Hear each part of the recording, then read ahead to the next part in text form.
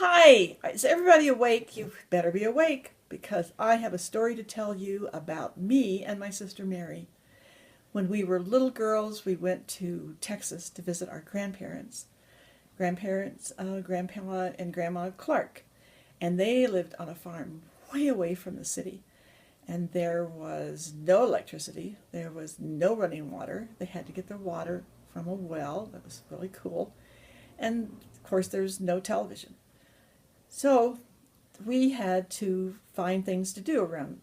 We would get paper dolls and cut out paper dolls. And this one afternoon, we cut paper dolls all afternoon. And our grandma, so that she wouldn't have to do so much laundry, made us wear these aprons. And they had a cute little pocket for Kleenex, and I put my scissors in my pocket. And thought, oh, I might find some flowers outside or something to cut.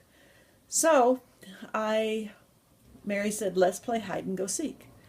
And I knew why she wanted to play hide and go seek, because she always hid the best places. I mean, they had a barn, they had a lot of places to hide. So I would always have a hard time finding her. Well, this time I decided I was going to find the best place to hide. And I did. When she said, okay, it's your turn to hide, I ran out into the cornfield. Corn was really, really high. It was like touching the sky. And so I hid in the cornfield, and I could hear her yelling, oh, okay, Nancy, I'm coming to find you.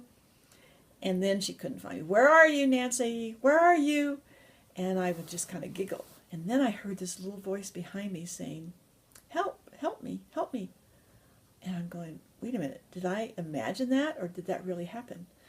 And the voice came again, help me, help me. And I looked behind this one corn stalk, and there was this little man. He was dressed all in green, and he had a red long beard and red long hair, and his beard was caught in a coyote trap, because Grandpa had to put out coyote traps so that they wouldn't come after our chickens. And I said, oh my gosh, what are we going to do? And he said, I don't know. You don't happen to have scissors, do you? Or a knife? And I said, don't have a knife, but I have some scissors.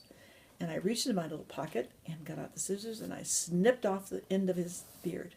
And he said, thank you so much. You've saved my life. I could have starved out here. I could have not had any water to drink.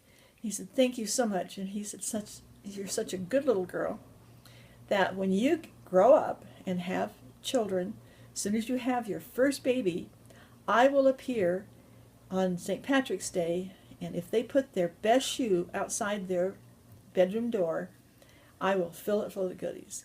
And I said, oh, really? And just then I heard Mary say, no, ollie, ollie, oxen free. If you don't come now, you'll be IT. I mean, if I didn't come in then it would be my turn to be it.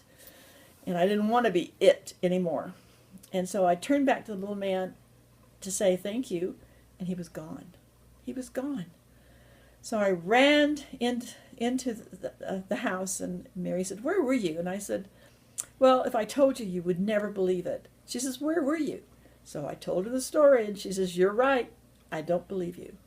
Well, years and years passed, and didn't even think about this little leprechaun, and I had my first baby. And I said, she was about almost a year old, and St. Patrick's Day came around, and she said, I said, I wonder.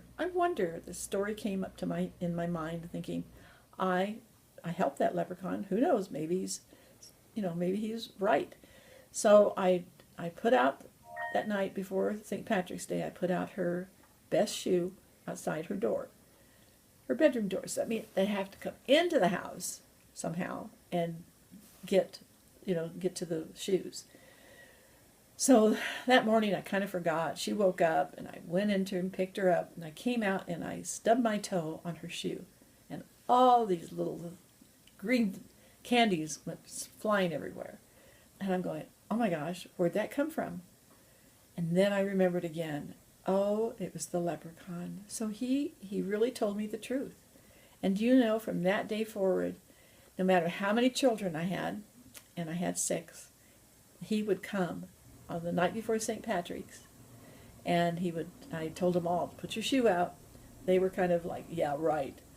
but it would happen every time. And do you know that two of my kids actually saw him do it one night? They must have stayed up really late trying to catch him, and they saw him put the goodies in their shoes.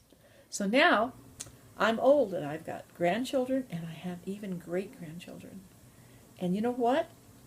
He's finding out who my great-grandchildren are too, and he gives them a surprise. And so I was just like, wow. And I don't know anybody else that has this in their house or has a leprechaun coming to see them. And it's all because of those scissors in my pocket and the cornfield and hide and go seek. Okay, you guys still awake? All right, I love you. And don't forget that. So if you tell this story to your children, he'll come to them too. Bye. Love you.